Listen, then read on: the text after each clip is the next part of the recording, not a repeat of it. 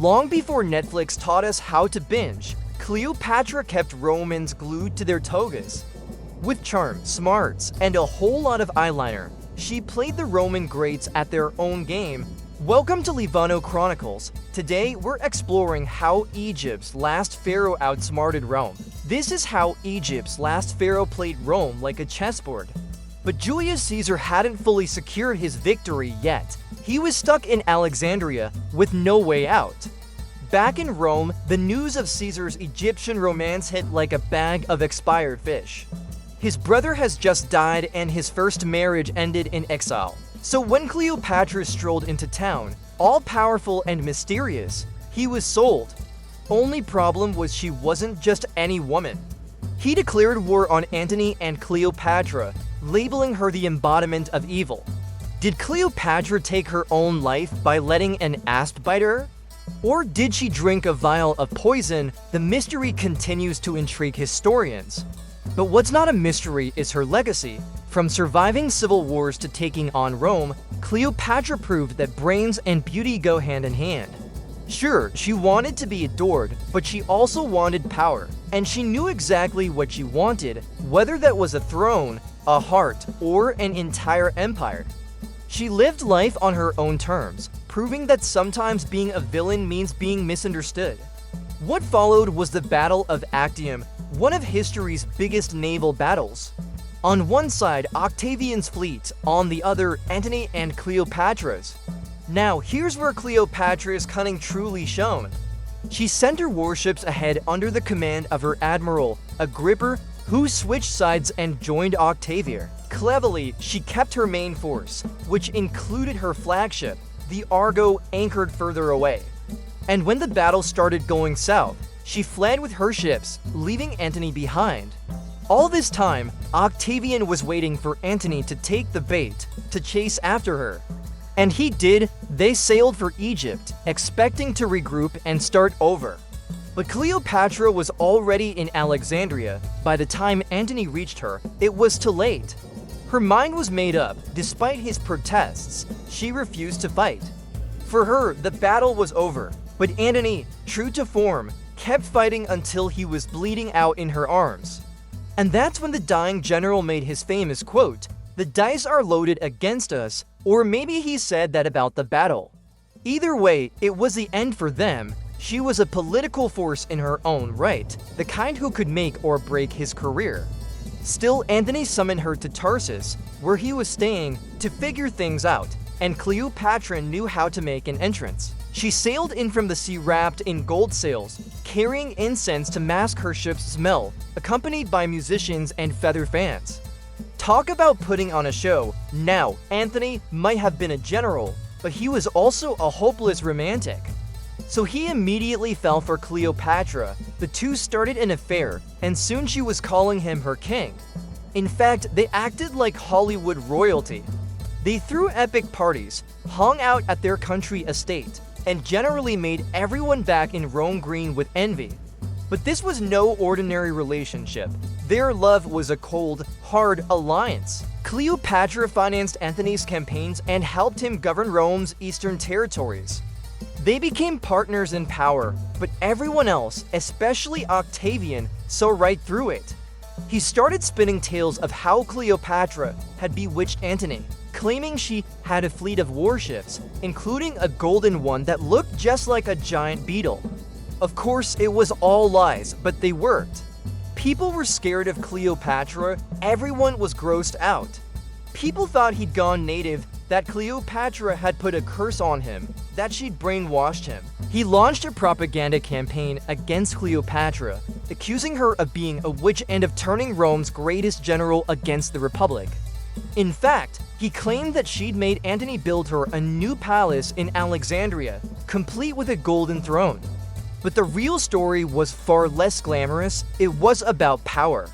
Octavian knew Cleopatra posed a threat, not because of any witchcraft, but because she was smart and ruthless. She'd secured the vital grain supplies from Egypt to feed Rome's hungry masses. Plus, she'd gifted Antony a bunch of war galleys, helping him defeat his enemies. In fact, Antony and Cleopatra were the only rulers in Rome's orbit powerful enough to challenge Octavian, and he needed to sideline them, preferably in a way that made him look good. Honestly, it felt like the 2000s all over again. The internet hated her, the press hated her, and even Caesar's grandnephew and heir, Octavian, wasn't thrilled. He accused Cleopatra of trying to turn Caesar against him and seize power. In reality, Cleopatra just wanted to secure her own position and protect her son, especially after the previous attempted coup. You know, the one where she hid in a basket.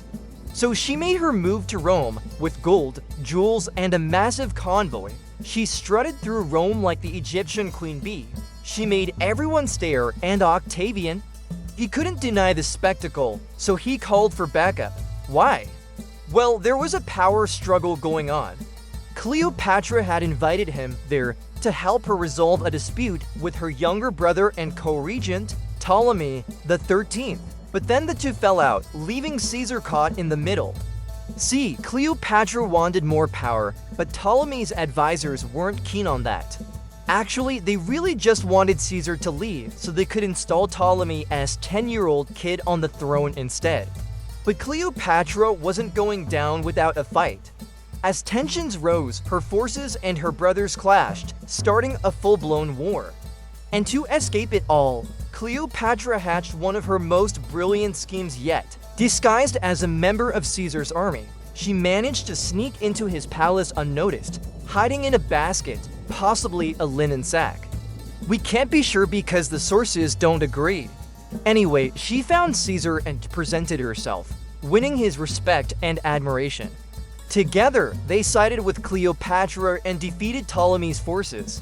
Then in 47 BCE, Caesar left for Rome and Cleopatra returned to Alexandria. And wouldn't you know it, they fell in love. Oops, the relationship didn't last long, though. 2 years later, Caesar was assassinated. But before that, he made Cleopatra and her son Ptolemy the 15th Roman citizens. Suddenly, Cleopatra wasn't just a puppet ruler, she was part of Rome, sort of. Part 1, the setup. If the phrase girl boss had existed in 69 BC, Cleopatra would have been its poster girl. Imagine owning your own country, balancing a royal pig assassination plot, and having enough charisma to seduce to Roman emperors. While sporting an iconic cat eye, that was Cleo, or Cleopatra VII, to be precise. Members of Egypt's ruling Ptolemies were as Egyptian as McDonald's in the Middle East. For 3 centuries, they barely bothered learning the language, let alone caring about local customs. But Cleo was different. Unlike her Greek ancestors, she could speak Egyptian thanks to her mom, Cleopatra V, but when mom died, dad Ptolemy XII took over. And being a bit of a goofball, he accidentally made Cleo his co-regent. No big. She was only 14, but when she started making decisions, dad always decided to revoke her powers. Turns out he liked being in charge a little too much. So Cleo and her sister, who was married to their brother, plotted with Rome to kick old Pops out of office. Now, since her father hated Cleopatra, she didn't exactly have a solid claim to the throne. So she had to do some convincing. The result, she set up a meeting with Rome's top general, Pompey. To keep things subtle, Cleopatra disguised herself as a low-level official and personally delivered a letter asking Pompey to help her claim the throne. Mission accomplished, she became Queen of Egypt. It was a tough job, but somebody had to do it. Over the years, she fought her siblings, managed a deadly plague, and even survived an assassination attempt by her own hand. Oh yeah, she had an older sister who was married to her brother. And you know how those women are, they both ended up dead. So after securing her throne, Cleopatra was ready for something bigger, something grander. Enter Rome, Part 2, Caesar, the first Roman she outsmarted. Rome in 48 BCE, it was post-Civil War. Part 3, Rome reacts. Part 4, enter Mark Antony, the next player. Now it's 41 BCE, Mark Antony needs a wife and he's desperate. Part 5, the Roman media smear campaign. As the rumor spread, so did Octavian's influence. Part 6, the final gambit, Actium and Aftermath. In 32 BCE, Octavian finally had enough. Part 7, the legacy, what happened next is a matter of legend. So what should we talk about next?